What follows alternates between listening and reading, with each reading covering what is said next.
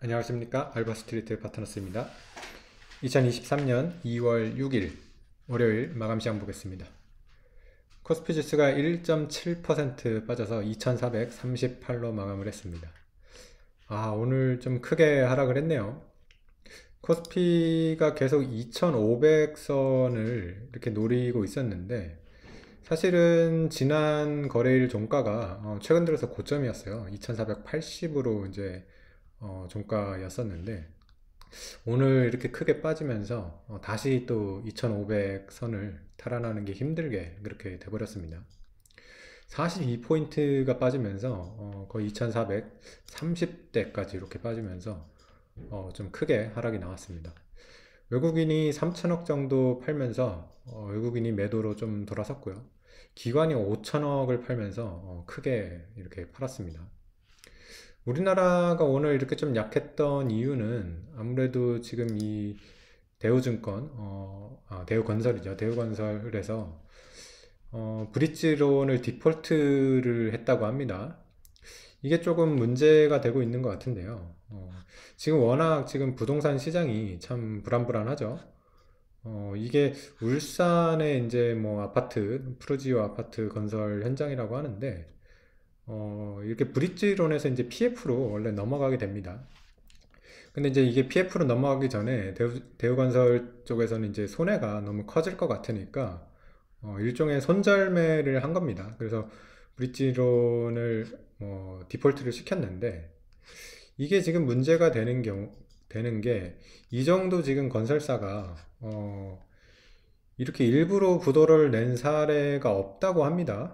그래서 이게 계약상으로는 뭐 가능한 얘기기는 하지만은 우리가 관습적으로는 이런 일이 없었던 거거든요. 그래서 지금 조금 이게 충격이 되는 것 같습니다.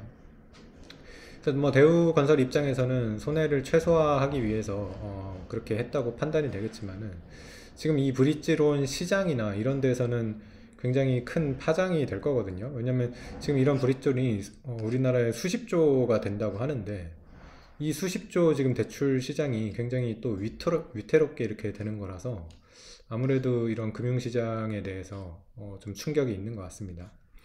이게 지금 더 커지지 않아야 될 것 같은데요. 일단은 어느 정도에서 이제 수습이 되는 그런 모습이 나와야 될 것 같습니다. 네, 그래서 오늘 코스피가 1.7% 이렇게 크게 빠졌고요. 환율도 굉장히 많이 튀었습니다. 최근에 거의 환율이 1210원대까지 이렇게 빠졌었는데요. 지금 이것 때문에 굉장히 많이 튀어가지고 지금 환율이 오늘 장중에 1254원까지 갔었고, 네, 지금 1252원에서 이렇게 거래가 되고 있습니다. 거의 저점에서 한 40원 정도가 지금 환율이 확 튀었고요. 또 채권 시장도 불안해졌는데요. 우리나라 10년물 같은 경우도 거의 최근에 3.1%대까지 빠졌는데, 이것도 오늘 장중에 3.3%까지 올라갔고요. 지금 3.28 정도에서 이제 거래가 되고 있습니다. 그래서 오늘 우리나라가 좀 굉장히 악재에 이렇게 시달리는 그런 하루였습니다. 반면에 지금 세계 시장은 그렇게까지 나쁘지 않거든요. 오늘 니케이 같은 경우는 플러스가 났습니다. 그래서 0.6% 정도 플러스가 났고요. 다우 같은 경우에는 뭐 지난 거래일에 빠지긴 했었는데, 그래도 그렇게 많이 빠지진 않습니다. 지금 다우가 한 33,000에서 34,000 거의 이 정도에서 계속 박스권의 움직임을 보이고 있는데요. 지금은 조금 박스권 상단 근처죠. 34,000에 가까우니까요. 그래서 미국은 뭐 이 정도에서 움직이고 있고 그런 상황입니다. 그 WTI 같은 경우는 지금 73달러라서 이런 원자재 같은 것도 지금 많이 안정이 돼 있습니다. 네, 천연가스 같은 경우도 지금 2.4달러 이렇게 돼가지고 뭐 고점에서 4분의 1 토막 이상이 나 있죠. 그래서 좀 이런 세계 지금 증시 상황은 그렇게 나쁜 상황은 아니었던 것 같은데, 참 우리나라에서 또 이 부동산 쪽 역시 계속 우려했던 문제긴 하죠. 부동산 쪽에서 계속 문제가 될 수 있다 이렇게 했는데, 결국에는 이런 또 안 좋은 좀 뉴스가 하나 나오게 되네요. 네. 그래서 일단은 뭐 이게 지금 잘 수습이 되는 게 중요할 것 같고요. 만약에 이게 뭐 더 잘 수습이 되면 그냥 해프닝 정도로 넘어갈 것 같고요. 이런 게 만약에 좀 연쇄적으로 안 좋다고 하면 좀 더 하락이 될 수도 있겠죠. 어쨌든 좀 그런 상황으로 된 것 같고요. 네, 우리나라 정부가 좀 대응을 잘 해야 될 것 같습니다. 네, 주요 종목 한번 보시겠습니다. 오늘 삼성전자가 3.4% 빠지면서 좀 하락을 주도를 했습니다. 아무래도 외국인이 계속해가지고 이제 사는 바람에 우리나라가 이렇게 반등을 했었는데요. 외국인이 오늘 3천억 정도 이렇게 매도를 하면서 방향이 확 꺾여 버렸죠. 그러다 보니까 삼성전자를 많이 판 것 같습니다. 네, 그래서 삼성전자가 3.4% 비교적 큰 폭 하락을 했고요.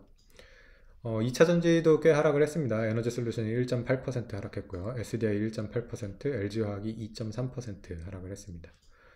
그 네이버 카카오도 큰 폭으로 하락을 했고요. 네이버가 3.5%, 카카오가 2.9% 하락을 했습니다.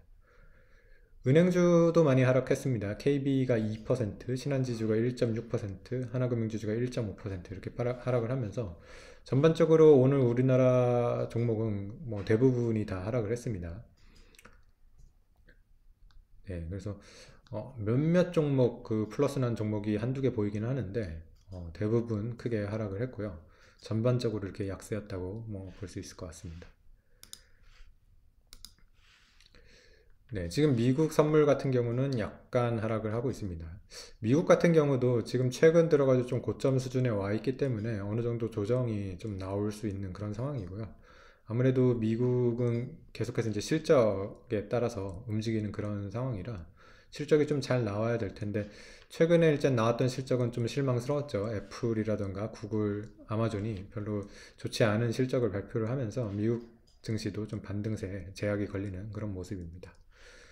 네, 우리나라는 참 요 지금 부동산 문제가 잘 넘어가야 될 텐데 그렇게 지금 만만한 상황은 아닙니다. 그래서 아무래도 이번 지금 반등장은 결국에는 또 2,500선을 이렇게 쉽게 넘지 못하는 그런 모습이 또 나와 버렸습니다. 네, 그래서 글쎄요, 차트상으로는 2,400대는 좀 깰 것 같은 그런 모습이 나오고는 있습니다. 그래서 지난번에 근데 저점을 계속 올리고 있는 중이라서 2130, 2180으로 이렇게 올렸죠. 그래서 이번에 뭐 그렇게 하락을 한다고 해도 2300 이하 뭐 이런 식으로는 또 쉽게 갈 것 같지는 않은데요. 어쨌든 저점을 올리는 그런 모습이고요. 어, 이렇게 반등장 속에서 떻게 보면 이렇게 좀 조정을 거쳤다가 이렇게 다시 갈 수 있는 그런 모습으로 나오기도 하거든요. 그래서 일단 당분간은 좀 하락을 할 수 있을 것 같은데 어느 정도 하락이 좀 진정이 됐으면 좋겠습니다. 네, 오늘 시황은 여기까지 하겠습니다. 감사합니다.